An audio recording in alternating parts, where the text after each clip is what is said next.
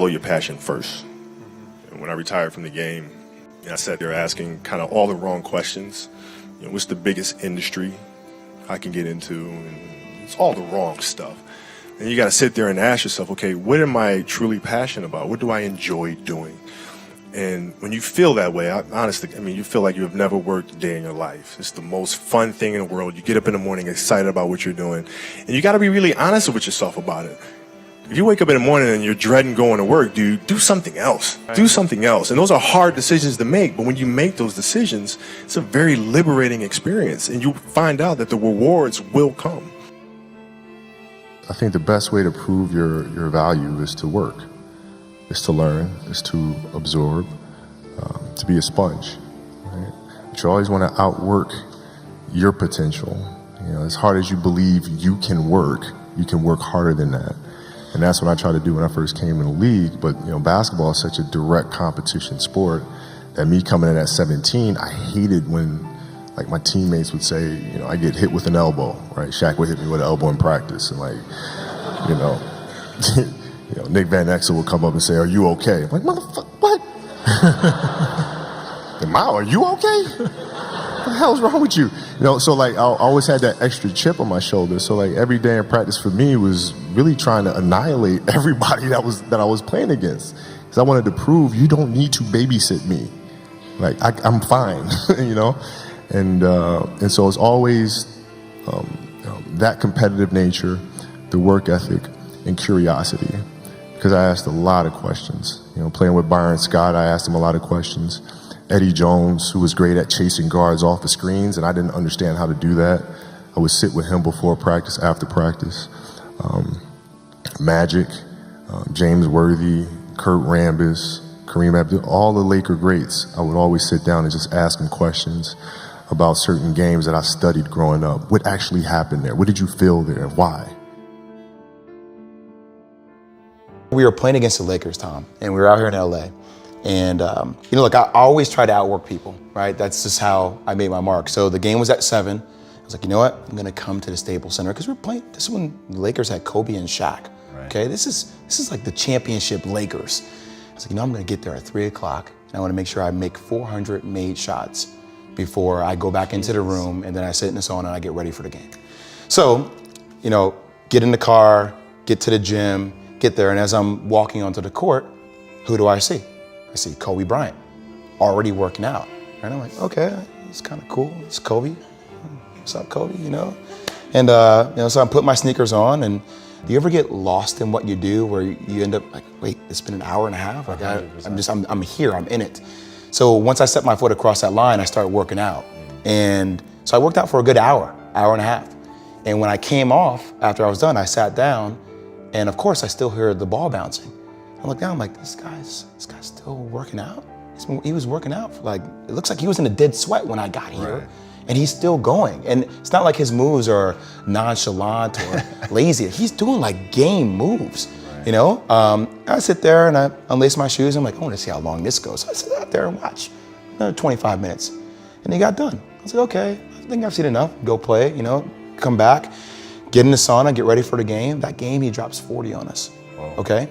And after the game is over, I'm like, I have to ask this guy. I have to understand, why he works like that. Right. So after the game is over, I'm like, hey, Kobe, why were you in the gym for so long?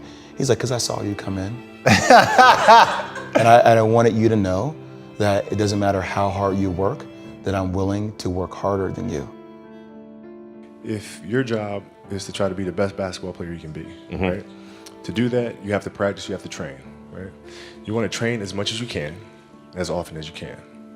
So if you get up at 10 in the morning, train at 11, right? 12, say 12, train at 12, train for 2 hours, 12 to 2.